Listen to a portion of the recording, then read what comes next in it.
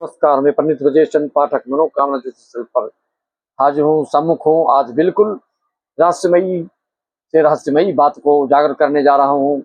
ज्योतिष शास्त्र पर विश्वास आपको करना होगा, प्रमाणिक सूत्र के साथ प्रस्तुत कर रहा हूँ। मित्रों, क्या है, सिंह राशि वालों के लिए समय हुआ तरक्की का, समय आपका बन चुका है उन्नति का, उत्कर्ष का, उत्थान का, शिखर पर पहुंचने का और यश कीर्ति का झंडा फहराने का। आप सिर्फ एड़ी चोटी एक कर लीजिए, दिन रात एक कर दो, कमर कस लो, सफलता ही सफलता, असफलता का नामो निशान मिटा दो। भाग्य की रेखा मत देखो, कर्मठता के बल पर, जीवटता के बल पर, कर्तव्य परायणता के बल पर, लगनशीलता के कारण आपको सब कुछ प्राप्त हो जाएगा। मित्रों, असफलता का मतलब है सफलता के लिए आपने पूर्ण प्रयास ही नहीं किया।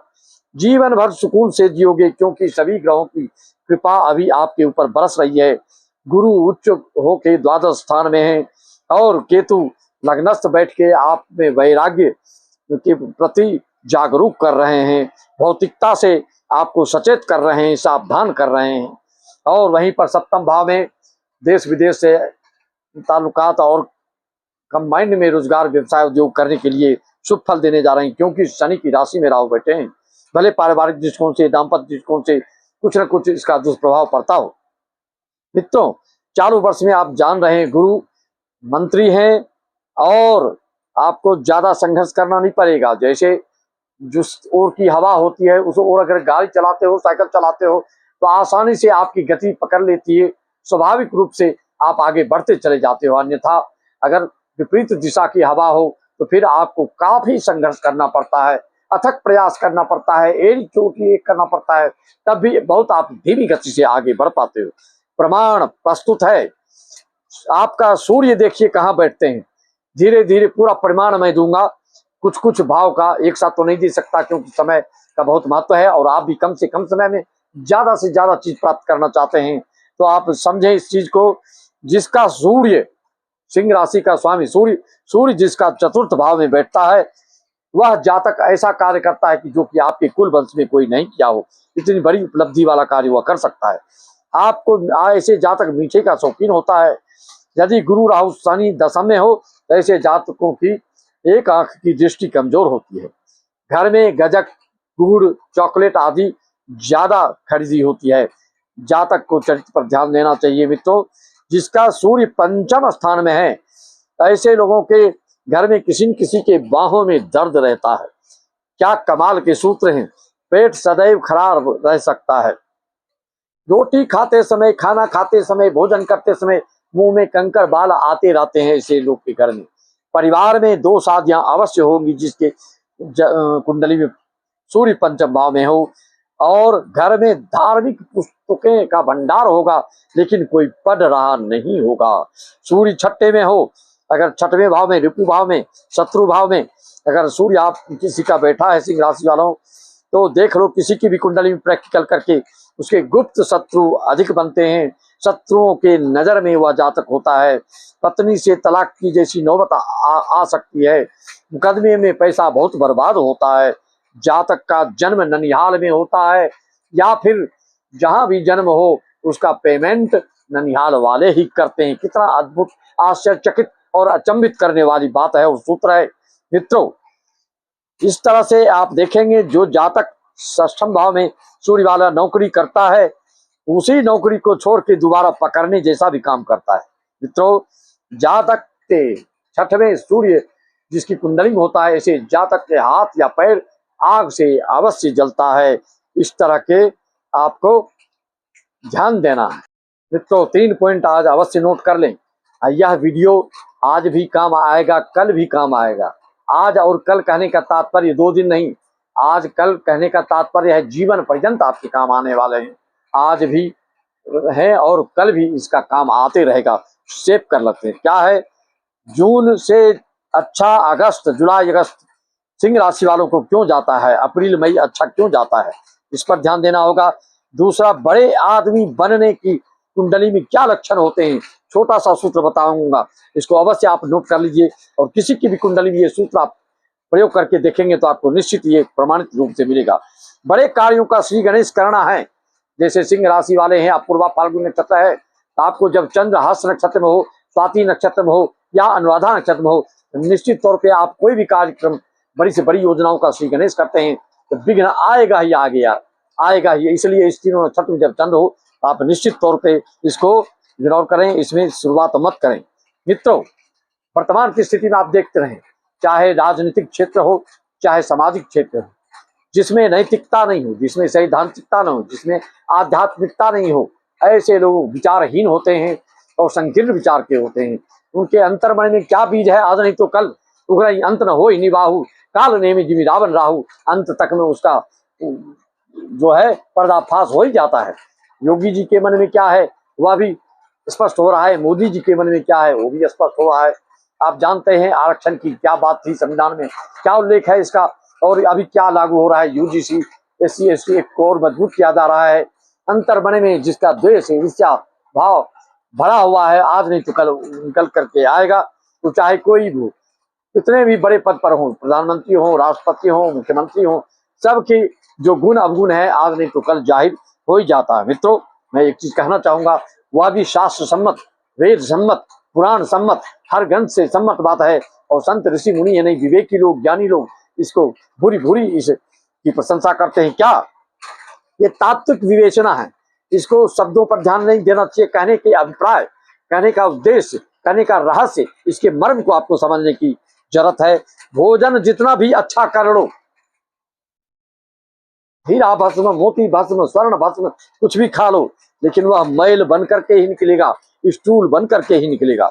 टोपी कितनी भी सस्ती हो वह सिर पर ही लगेगी, जूता कितना भी महंगा हो वह पैर में ही शोभा देगा। मित्रों, नियम सूत्र बताया, बाकी आप समझदार हो। हर कार्य हर व्यक्ति नहीं कर सकता। सरकार द्वारा संस्थान खुला है, ट्रेनिंग खुली है। अगर ये सब ट्रेनिंग की जरूरत नहीं होती, संस्थान की जरूरत नहीं होती, इसी तरह से धड़ल्ले से बिना आरक्षण के ही सब काम सब करे और सब एक दूसरे को मार काट मचा देगा। हर चीज की शर्त होती है, हर चीज का नियम है, हर चीज की विधि है, हर चीज का विधान है, हर चीज का तौर तरीका है। भगवान के द्वारा भी नियम बना हुआ है। और श्री रामचरितमानस में तुलसीदास कृत चौपाई में लिखा है, प्रथम ही विप्र चरण अति प्रीति, निज निज कर्म निरत सुतिरीति। कुछ भी करो, अपने कर्म को मत त्यागो। नाई अपना नाई वाला कर्म छोड़ दे, लोहार अपना लोहार का काम छोड़ दे, बढ़ई अपना बढ़ई का काम छोड़ दे, तो वह काम बंद नहीं होगा। कोई न कोई उस काम को करेगा। कोई घर पसंद नहीं आए तो आप नहीं खरीद रहे तो कोई न कोई खरीदेगा। कोई लड़की आपको पसंद नहीं आ रही, आप शादी नहीं करें तो कोई न कोई शादी करेगा। ऐसा मत सोचो कि आप नहीं करोगे तो वह काम बंद होगा, अब होगा। और आप एक दूसरे के काम को छीनेंगे तो आगे भविष्य में बहुत ही उथल पुथल मचने वाला है। तो जन्म कुंडली में यह भी प्रमाणित होता है। इसलिए उदाहरण दे देकर बताता हूँ। प्रकृति प्रदत्त जो भेद है उसको कोई मिटा नहीं सकता। जो मिटाना चाहा वह मिट गया, नामो निशान भी नहीं रहा। बेतुकी अप्रासंगिक और अनुचित भाषणबाजी आज देख रहे हैं आपका बिल्कुल अपने भारतवर्ष में हर जात के लोग अपने अपने अलग अलग झंडा लेकर निकल चले हैं। एक दूसरे जातिवाद, क्षेत्रवाद, भाषावाद को फैलाकर पता नहीं देश को कहाँ ले जाएंगे ये लोग। सबको सभी भारतवर्ष वाले को समाप्त करके फिर गुलाम की ओर बढ़ते चले जा रहे हैं। तो जन्म कुंडली में यह सब भी पता चलता है। ऐसे लोग धूल दूषित हो जाएंगे, मिटिया मेट हो जाएंगे। जब ऐसी स्थिति आती तो भगवान की नजर से, भगवान के प्रकोप से सर्वनाश होने लगता है। कोरोना जैसे कोहरम मच जाता है। ऐसा मत सोचिए कि आप जो बनाएगा वही करेंगे। परम स्वतंत्र सिर पर कोई भाव मने करे सोई सोई, मनमानी करोगे तो आज नहीं तो कल तुमको मुंह की खानी ही पड़ेगी। जवानी की जोश में जो होश खो कर कार्य करता है, तो जब होश आता है तो जोश उसका समाप्त हो जाता है, जीवन तितर बितर छिन्न भिन्न हो जाता है। जो जवानी के जोश में होश के साथ कार्य करता है उसका ही जीवन संतुलित होता है, आनंदमय होता है। जो आध्यात्मिकता से जो थोड़ा सा भी लगाव रखता है, थोड़ा थोड़ा प्रतिदिन खाना हगना मुतना सब चीज होता है, लेकिन भगवान के भजन से विपरीत, धर्म से विमुख ऐसा होगे कि तगनी वाला काम करोगे, आज नहीं तो कल आपका ही वंश कुल परिवार कुटुंब सब नष्ट हो जाएगा। रहा न को कुल रोवन निहारा, रावण ने मनमानी किया। उदाहरण श्री रामचरितमानस में आप देख सकते हो कि रोने वाला भी कुल में कोई नहीं बचा। खासकर जीवन के अंतिम चरण में जो सिर्फ आधुनिकता में लिप्त है, हाय पैसा, हाय हाय मचा रखे हैं सिर्फ पैसा के लिए, घर बंगला मकान सोना चांदी हीरा, सिर्फ पैसा ही मिलेगा। जमीन छोड़ के चलोगे, रिश्ते नाते कुटुंब परिवार कोई नहीं मिलेंगे। पैसा बहुत रहेगा, करोड़ों अरबों में खेलोगे, किसी से कोई मतलब नहीं रहेगा। अंत में खाली हाथ बिछुड़ जाएगा।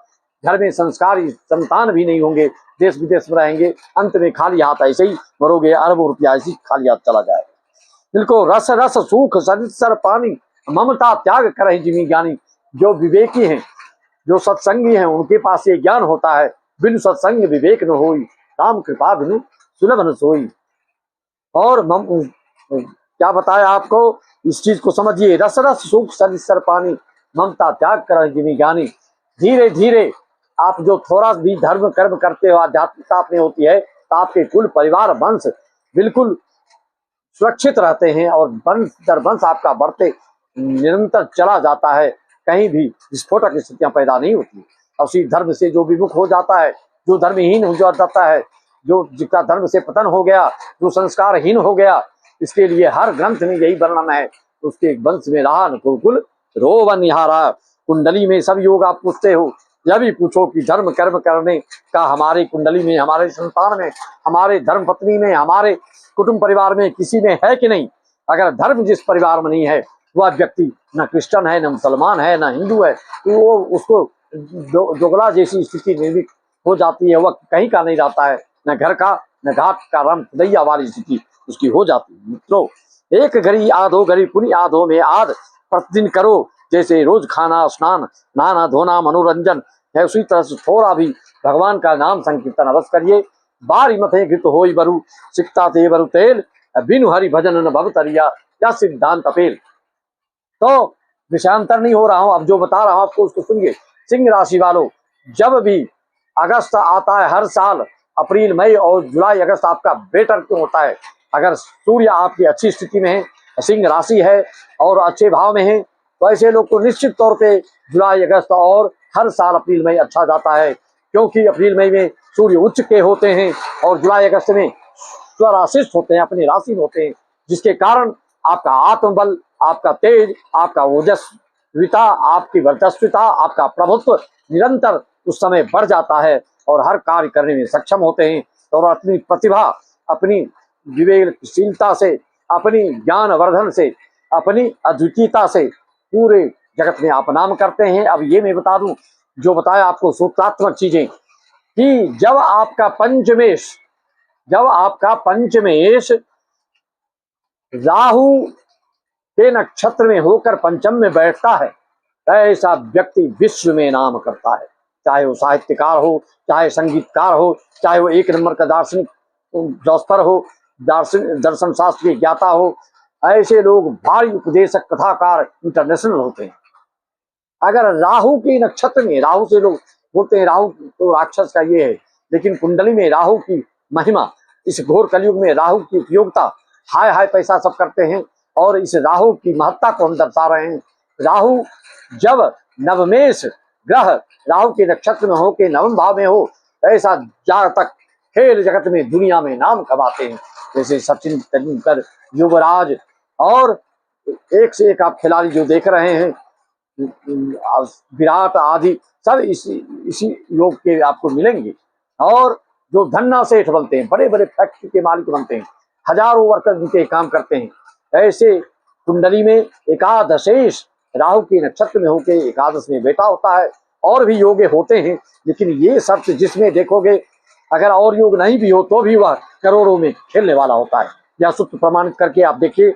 आप अपना नक्षत्र और अपना लग्न बताइए और दशा अंतर्दशा बताइए, तो आपका एक प्रश्न फ्री में जानकारी देंगे। संपूर्ण कुंडली का निर्माण करवाना चाहते हैं तो आपका मात्र 3131 लगता है। मेरा व्हाट्सएप नंबर 9755090269 पर 269 पर आप अपना डिटेल्स डालकर सारी समस्याओं का समाधान पा सकते हैं। तो पुराना जय शम ओम नमः शिवाय।